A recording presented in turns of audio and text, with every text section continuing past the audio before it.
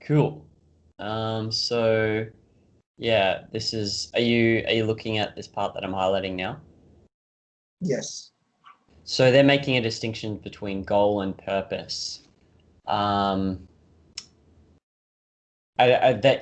distinction is so they're saying it's aware of the objects they pursue. Animals are too, but they just mean like, do they mean aware in the sense of conceptually, like, is that the distinction? Like goal and a purpose is the awareness is conceptual rather than just purely perceptual. Well, I think she's saying goals are non-conceptual and purpose is conceptual.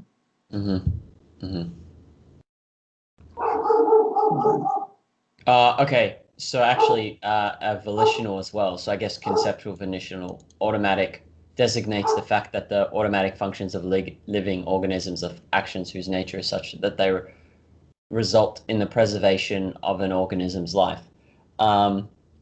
So we can have a purpose, but the purpose, I'm just trying to work out, like in my life, like there are things that are a purpose. Like I might have a purpose like for work, but then I still have goals, like the purpose subsumes goals, right? Or goals like to eat food, right? That how is it? Is it to eat food is not really part of a purpose. It's more like a goal, like an animal. I mean, I never really liked this distinction. It was always a little confusing to me. I don't think it's that useful. I think really that like I almost use it in the opposite way. Like goal seems more specific, but anyway, as far as what she's talking about here, what Rand is talking about, then a goal is just something that an organism or acts towards something, whether they're aware of it or whether they're conceptually thinking or not. Like the way a dog would chase a rabbit, it's not that they understand what rabbits are. They have a goal of it, getting the rabbit, but that's it. But purpose, Rand is saying, is something deeper, more conceptual. Yeah. Okay. Well, if the distinction is not helpful, then we can just ignore it. The reason I wanted to get at it is because I was trying to also understand. I thought it might have some relationship to um, desire and value, like if you make a distinction between a desire and a value, but we can maybe get to that later. So I wouldn't say it's useful for that. I think she's just really conveying the difference between that certain things can act towards a goal without having a purpose.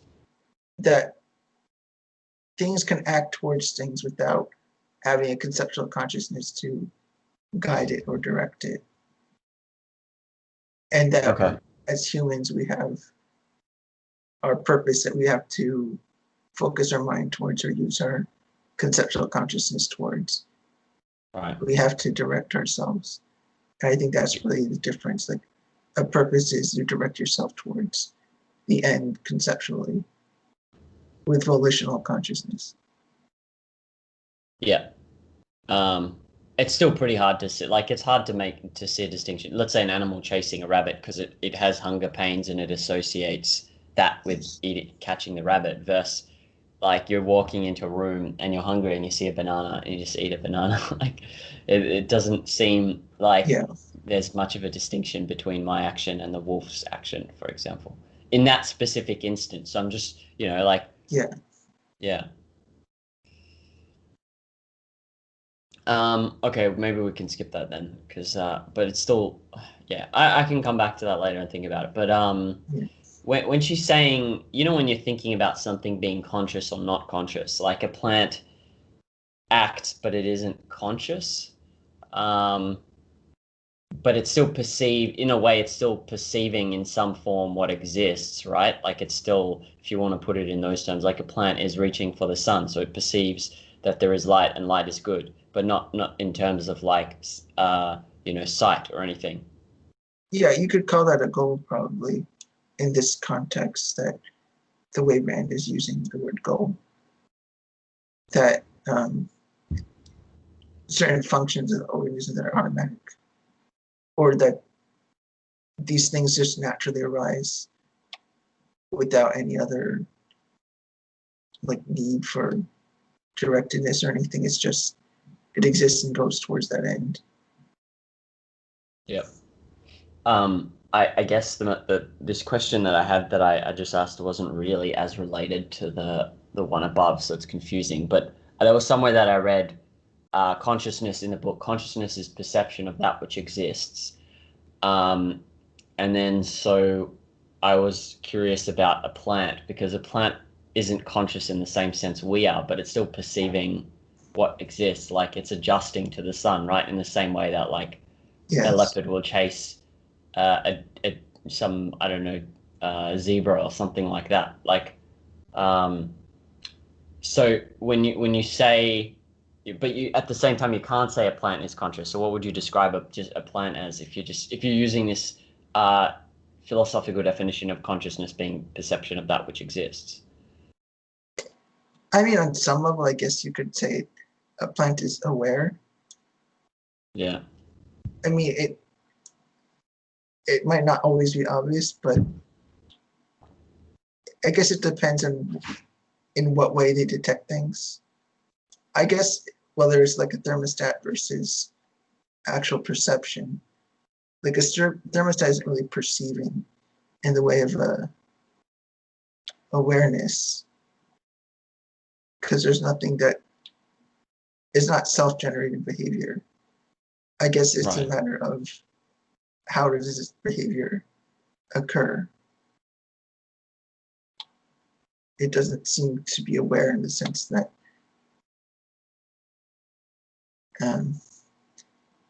it would be fair to say it has some kind of awareness. But of course, like always, you could put it on a range of awareness that if it is aware, then it's quite low on the like degree of awareness. Yeah. And that would be maybe the easy way to think of it, and just think of entirely non-aware things like rocks, which is absolute nothing of awareness. Yeah. Well, there is a difference between like the thermostat example you gave. That's not a living. There's no, like you use the word self-generating. There's no. It's made by someone, and it can't die, whereas a plant can die. But yeah, I don't know. I just Yeah, and that's part okay. of it. That is part of it. That a rock can't die. It just is. I mean, that's one of those facts you could use to induce the concept life that it can be destroyed. It can end. So that's a distinction between aware things and non-aware things. Why is it that aware things can be destroyed and their existence goes away, but a rock can't? Like it just becomes pieces. I mean, it's still a rock. It's just in more pieces. Okay. Like it doesn't stop being say a piece of obsidian. It's break in half. It's still a piece of obsidian. Yeah. Yeah. Okay. So you went with the word awareness, and then Yes. awareness versus as opposed to consciousness. The reason Maybe I there's a do that, distinction there. I do that just to distinguish between like something more advanced, like even like a dog, where they are certainly more aware of something, like the way they behave and the way they seek different objects, than compared to a paramecium, which generally only respond to light and maybe things moving around, is aware of much less things you could think of too. Yeah. I say consciousness just to distinguish. It's just on a range. I just say consciousness to say higher on the range of awareness. This is off topic, but at some point I would like to explore like animals and do they have emotions, and then are plants driven by a pleasure pain sensation as well or not? That's an interesting conversation, but we can. Yeah, it is a good question, I think, and especially with the plants, because the more we learn about plants, it seems there's more that affects their behavior, if you want to call it behavior, their growth, more than just sunlight. But even like, but anyway, that's a side topic. But Yeah, and there are like the Venus flytrap. There are yes, plants that eat other animals as well, which is okay. Well, we'll go on to the next thing. Okay, reason as man. This is a section. If I bolded it, it means reason as man. Reason as man's basic means of survival. Okay, this is more a question of reference rather than like I'm looking for a specific answer now, but like where in objectivist literature or where in philosophy is this? But okay, so this is a section. The conclusion is evident. Epistemology tells us that reason is man's faculty of knowing reality. When conjoined with the observed fact that man is an organism who survives by means of his knowledge and consequent action, the inference must be that reason is man's basic tool of survival. What this thing of inference, is that like that's like a form of integration, and where is this whole thing covered where you jump from a few observations to like then generalize to well this like I see a few men who have died, I see some plants that die and animals, and therefore everyone is mortal, like that kind of process. Like where is that, what is that, where is that in philosophy? well, I mean, inference here just seems to be not any special meaning. Just like the fact that you can observe that man survives by means of his knowledge, and you can infer from that that reason is man's basic tool of survival. It seems like she's just going from one to the other. That by observing that you could make that claim. There's a basic tool of survival. So it's more deductive then in this case. Yeah, In it this sounds like it. specific, yeah. In But this specific line. yeah, I mean, like maybe in this specific one I pasted, but it did make me think about like when you do go from few to many or from few to general, which we do all the time. Like what that process, like what is it in the objectivist epistemology, the ITOE?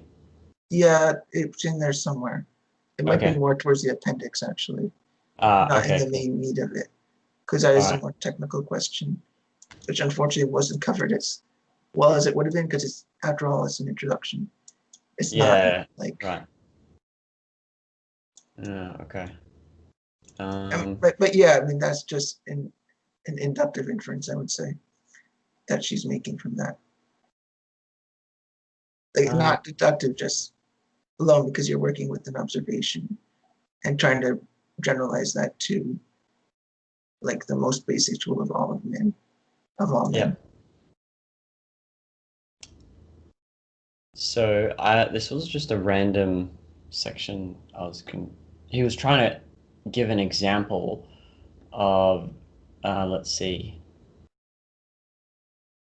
Like if you try and cast, like ignore, if you're taking the mind body split and you try to side with one side or the other, what it kind of looks like. Yeah. And then I was just curious if there was, I don't know enough about Indian traditions, but I'll show you. I'll read it and then I'll see. I'll mention what I was thinking. um, okay, consciousness in his case takes the form of the mind. That is a conceptual faculty, matter of a certain kind of organic structure. Each of these attributes is indispensable to the other and to the total entity. The mind acquires knowledge and defines goals. The body translates these conclusions into action. In order to concretize this viewpoint fully, let us project an alternative to it. Okay, so he talks about um, trying to choose between the two attributes, and then he might spend his day daydreaming, but no, you can't daydream because uh, the he's going to be daydreaming about people, what people could or should do, which is here. Okay, so he might become a religious ascetic, but then he can't give his attitude any worldly expression. He can't even lacerate the flesh or utter a prayer to God.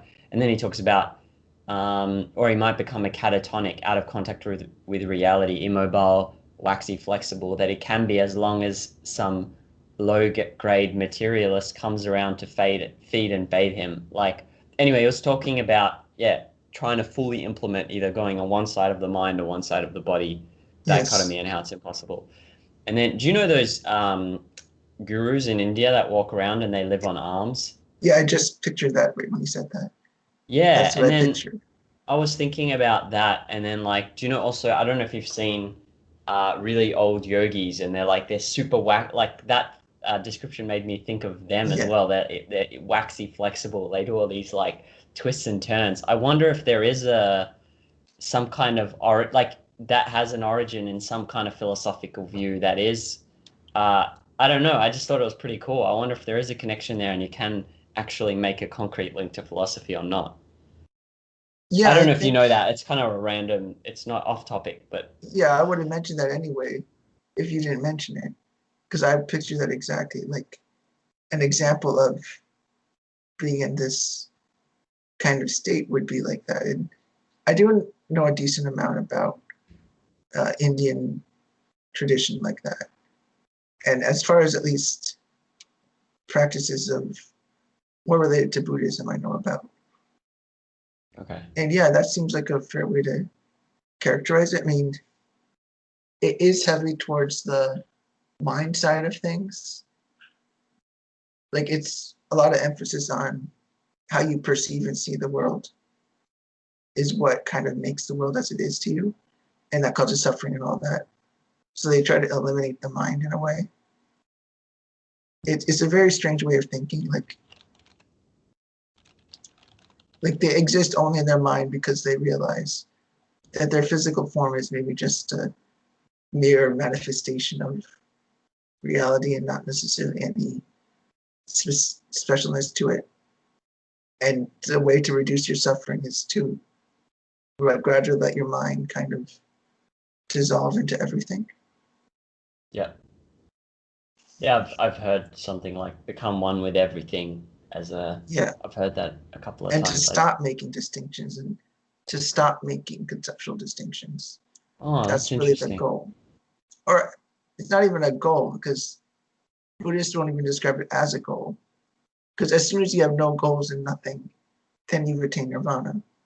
You can't even, it's hard to say what is nirvana. It's not nothing, but it's not something either. So, okay. Yeah, I've always been confused when I've studied any other philosophy. So, like that.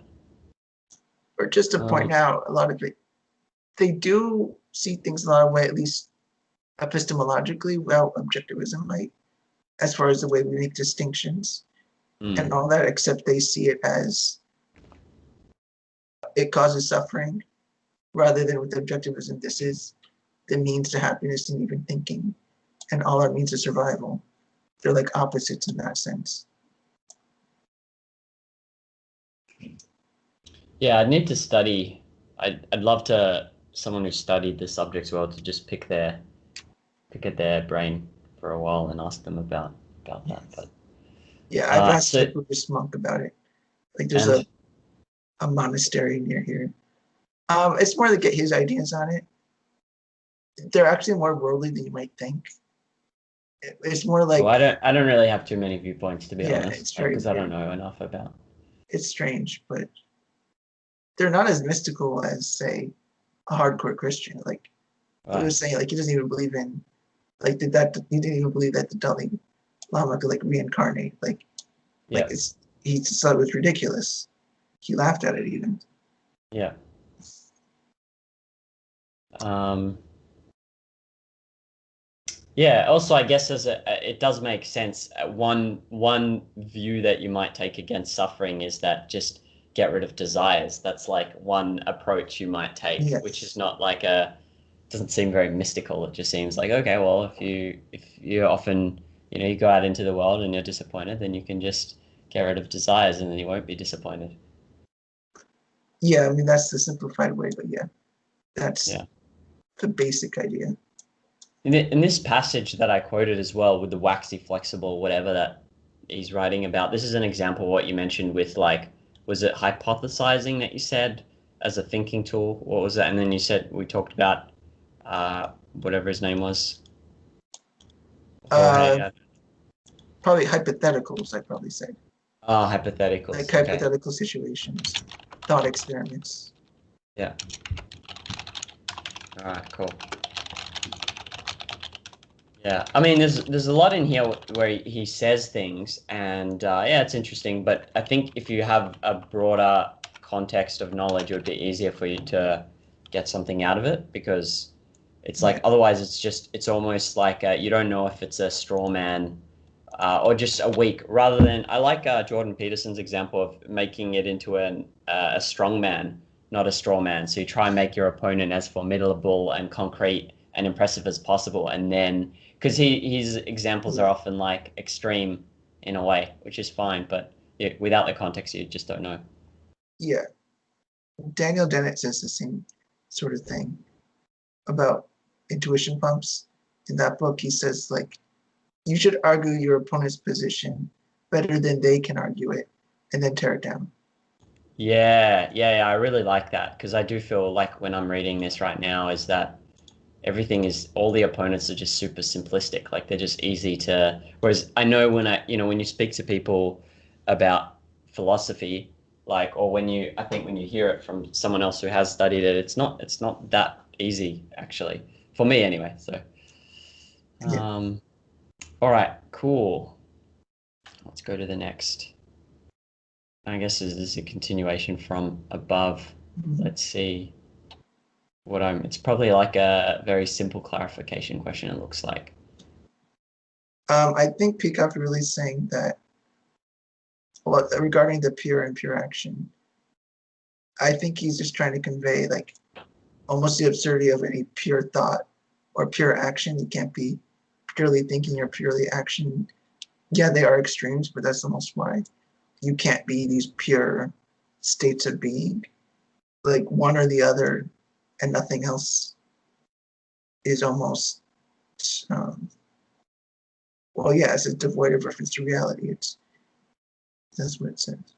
Right, because even when you're thinking, you're thinking about something that you've seen or whatever. Yes. So yeah, cool. Something wrong. I'm trying to cross this out, but my mouse often just randomly rearranges stuff. I don't know why. But yes, you're correct that you can't embody either consistently. Like you're Yeah, going to be physical in some way or yeah. violating it in some way. Um.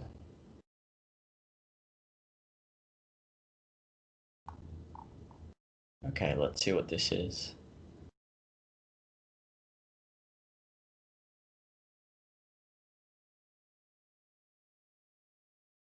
Well, I'm just trying to work out what was I thinking when I made this connection. Uh, okay.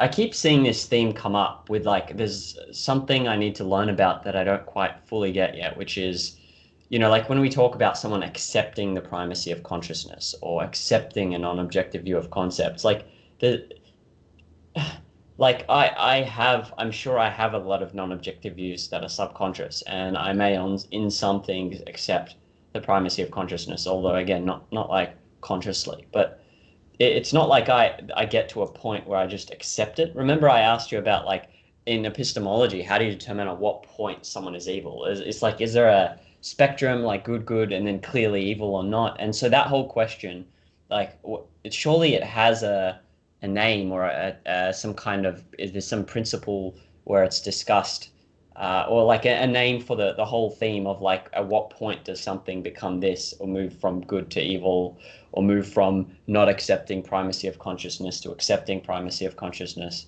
if you know what I mean. Yeah, I can't think of an example right now of like a term that would encapsulate that. Okay.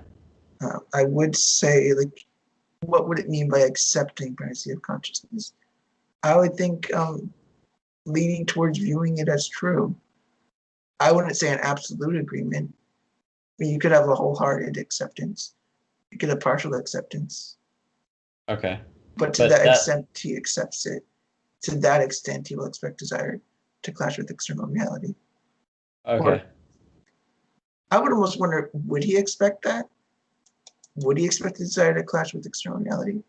As much as like, if he were reasonable, he should expect that his desires will clash with reality. But I don't, that seems more interpretive about how Peacock means it. But we could say that if primacy of consciousness is the view we take, we would think that external reality is something different than the reality created by our mind. Like if we desired, say,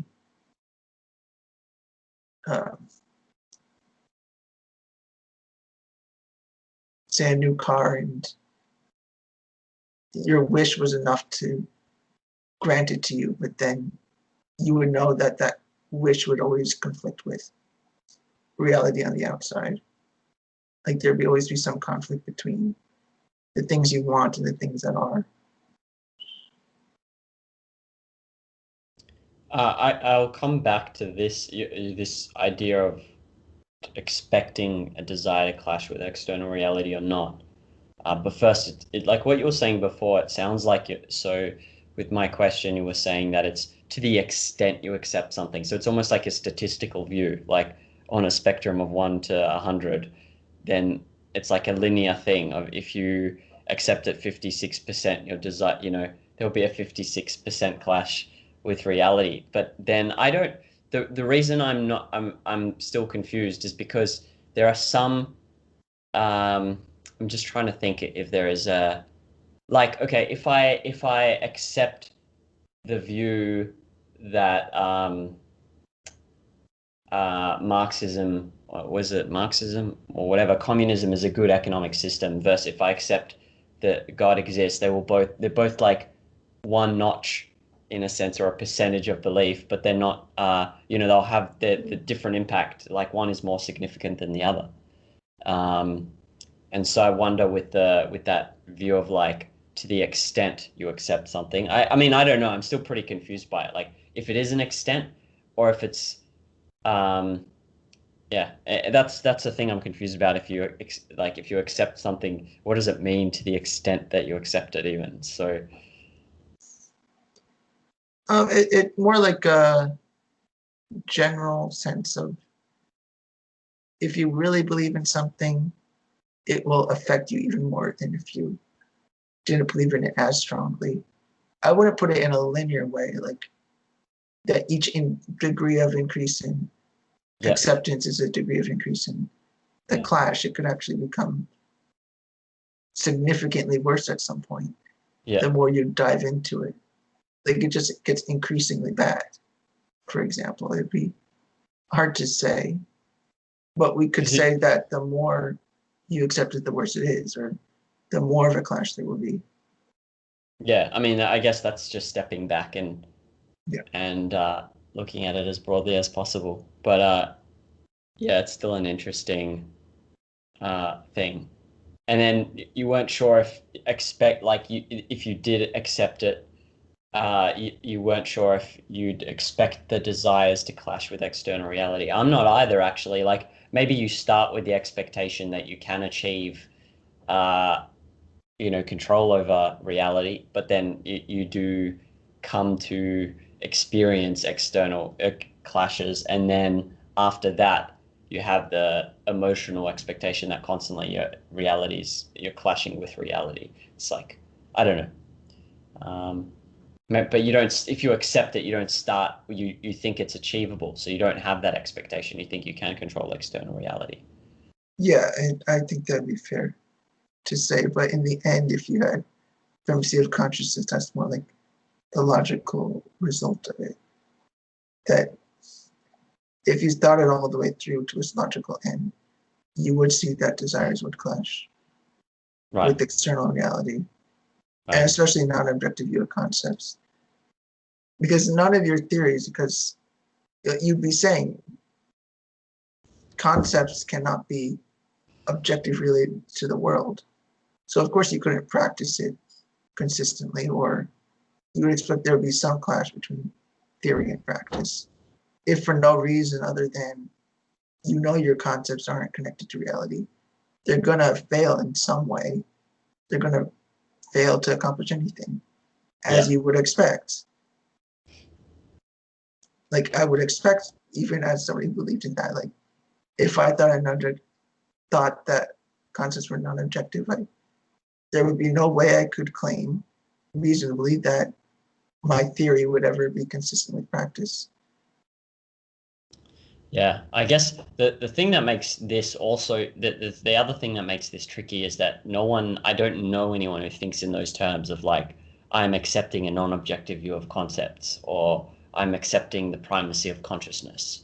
And so when we talk about accepting it or not, like it makes it trickier then to relate to actual examples of like to what extent you accept it, do you experience clashes, and it makes it harder to think about it basically because no, I don't know. I haven't often experienced anyone speaking in those terms. I haven't read about anything in those terms, So that's what makes this more difficult, I think. Yeah, I can only think of actual philosophers who have a view like that.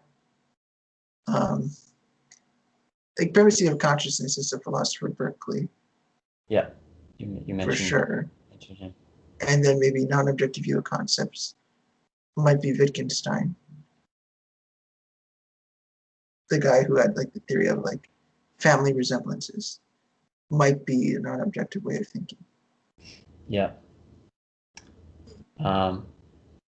Yeah, I joined a group today, and someone said a meetup, and someone was saying that. So who was it? Someone came up with a view of concepts that they omitted particulars, whereas an alternative view, which is Ayn Rand's, is something like they include all the particulars. And then from wasn't Hume, but from what was his name?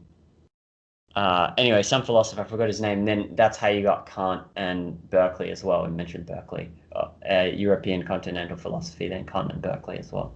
That had this view that you omit particulars or something like that. Does that ring a bell at all? Not really. I mean, I would say, just as a point of clarification, Rand would say you omit the particulars, but the concept retains them. It's more like you omit the particular measurements is what Rand would say. Yeah. And then the concept integrates all the particulars.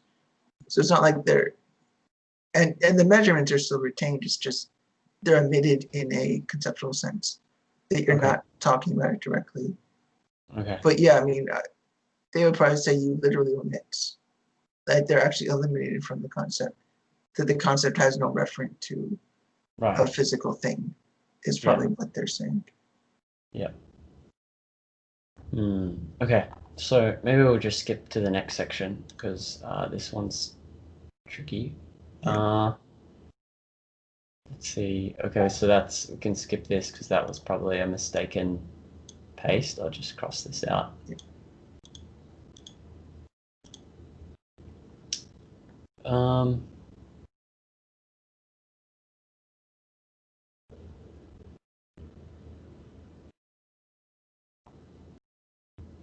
This is more again going back to like trying to. This is not. It's not entirely related to reason or anything like that, or man in this chapter. But he says primary category. What is that? Like, what is an entity as a primary category?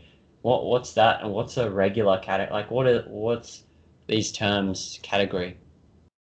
It's something from philosophy, right? So yeah, I mean, I don't know why I put it in quotes, but primary category. I mean, you could say it's a primary category in the sense that it's a primary way of distinguishing entities.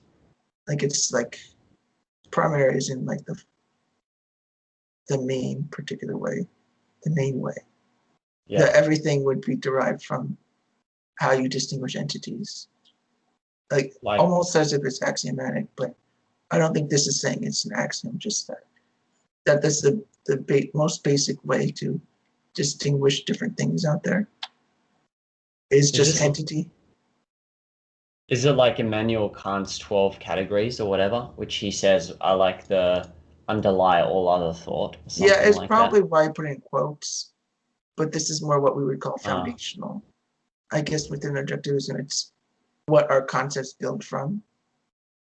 It's definitely not in the Kantian sense, because like he was saying that even underlies all of reality itself. Like, I think it's like there's the manifold reality or something like that. Yeah. But a category here is just, think of more just Aristotelian ways, like everything is an entity, and you can just distinguish more from there. Yeah. I wonder if Aristotle had categories as well. There's something. I mean, he had this book called Categories. Oh, there you go. Yeah, and I'm looking it up. Substance, quantity, quality, relative, somewhere, sometime. Yes. I guess these are just very high level abstractions that contain everything else. Yes. So it's more like going off of a Aristotelian way of thinking. He probably put in quotes to convey that he's not trying to mean any special meaning. Got it. It's just category in any normal sense. Got it. Rather than like category as Kant might mean is probably something very specific. Yeah. With stuff like this, like the categories, like for that Aristotle has or Kant has, we're talking about like which are the concepts that do the most work and which you can learn first. But with stuff like this, maybe it's logical. Is it logically or chronologically? I don't know. There's a distinction between like in philosophy, logically this may underlie the rest of the subject. There's a broad abstractions, but chronologically it's not the first thing you learn. Like I don't start learning philosophy by learning the categories, right? So it wouldn't really be necessarily helpful to begin with me trying to get my head around the categories or anything like that, or like fully conceptualize and articulate, all right, well, entity, substance, quantity, quality, and all that. Yeah, I mean, I would just call that logical structure. If you begin like at the root with the axioms and go from there, because clearly that's not how you develop. And also in objectivism, when it's not a claim that this is how you learn things. It's just this is a claim about the structure of reality. Yep. The way it's arranged and all that. Okay. Let me see what's here. Okay, so I mean the bolded section is really what's relevant, and the rest is just context. The point was, we can share knowledge, but we don't share our thinking. Knowledge is not thinking; it is a result of thinking. The product of a process of thought. The process of thought cannot be performed collectively. Yep. Yeah, I guess there's the way they're articulating it, it makes sense. But I guess where there's probably a lot of confusion is that everyone says you can share your thinking and you can work together. And I think they probably mostly mean that it's just they do mean what is being said here. I don't know if they most people mean someone thinks for you, at least not as far as I'm aware. But it's probably room. Yeah. Anyway, it's something that struck me is that because I do know that some people say that well, you can like gain knowledge from other people. You can share thinking. I don't know if they say share thinking. They say share knowledge, but where was I going with this? Maybe we can skip it. My thought on that is a bit messy. So I almost think this is just an obvious point he's making, and almost that Peikoff is saying more than he needs. Yeah, like people probably mean that you trade knowledge and exchange knowledge. But really it's just trying to convey here that maybe against some more mystical ideas that you could have like maybe Jungian thought that you're tapping into the collective unconscious or something like that. Like, I know that's not thinking, but that's kind of the thing he's responding to here. That but yeah, it's true. We can have agreements reached by multiple people, but we really want to distinguish and emphasize that individuals think and individuals may share their knowledge. But it would be imprecise and even maybe wrong-headed to say that we share our thoughts. It's even if you shared the knowledge, it's not as though, or shared your idea, it's not as though they then have the same idea you have. It's not like their thinking is automatically then the same. Like if they happen to have, if you share your piece of knowledge, it doesn't mean still that they'll be seeing it exactly the way you do. They still have to think it through for it to be knowledge. They still have to think about it. Every process of thought. It's not just passive, it just goes in there. They have to think about it and there could be some distinction in how they think about it at that point. Yeah, I guess yeah, exactly what you said. I wasn't too clear on who he was speaking against or to, because I didn't, yeah, but makes sense. Okay, I'll just cross all this out.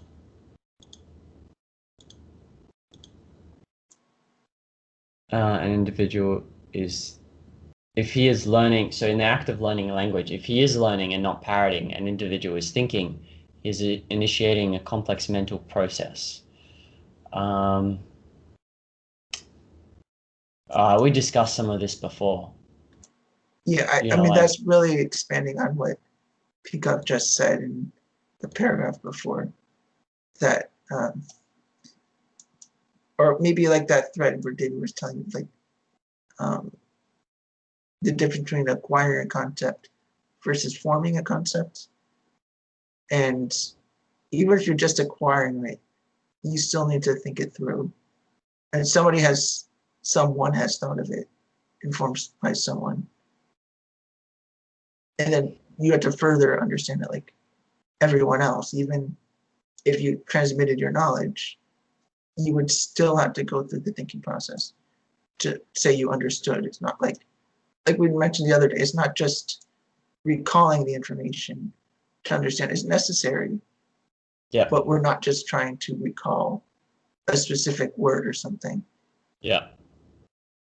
And if you are just, it's so you can just recall, but also if you're not really thinking about it, that might mean you just have a few well, not random, you might have a few associations, but you don't have the concept yet. You've just got some associations, which is Perhaps. Some things, but not everything.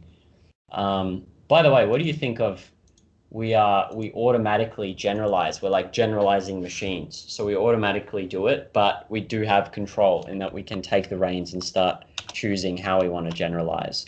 So, like I was walking down the street and then I saw this guy just stand there like this and staring at the floor. And I was just looking. And then as I got closer, I saw he had like these really nice headphones on. And so I knew he wasn't, down my street, sometimes you get all these crazy people.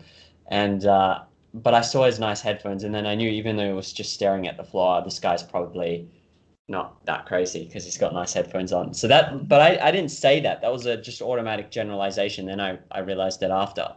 And so it made me think about like we automatically generalize, but then we can choose the choice is, I mean, we get to choose we get to choose if we want to take back control. So we can't help but generalize. What do you think of that as a it could be fair of a statement. I mean, that I think there could be some truth in that. I'm just worried of the word automatic because it has to be habituated over time or learned over time. It's not automatic in the sense that it's already there, you're born with it, and just happens. There has to be a learning process. The only question would be what learning went into that. And sometimes it's not much of an explicit learning, like learning to ride a bike, but making a generalization, I think that's maybe more a matter of like more distant decisions, like the initial choice was much further away than this moment, like we talked about once. Do you remember that? Yeah, I do. Yeah, I'm just trying to make the connection. So if you're saying, oh, okay, I see what you're saying. So the process of the way we come to conclusions has been automated, like the thinking method, if you will. Right. And then later on, it just appears or like an automatic like we automatically make inferences, but based on that previous, that's what you're saying. Yeah, I mean, there could be some ways of generalizing that are automatic, but that's a really specific question. But we can say generalizations are usually a matter of habituated information intake or habituated ways of thinking. Mm-hmm. And I don't, automatic is too much of a loaded term, I think. Got it. I know, I see the distinction you're trying to make. So even if you say habituated, you've retained the volition basically, and then but that doesn't mean it's right there. That and then it's you can be in automatic mode, but it doesn't mean you don't have volition. Yeah, Just but like then it would, yeah. Sorry, go on. or then it would work like you were saying, like you have the control like to stop the Right, process. right. Space between stimulus and response. Viktor Frankl, and then James Clear in his habit cycle also inserts the, he takes away from Skinner, but he also inserts the that space in between where you can rethink and reassess. Yes.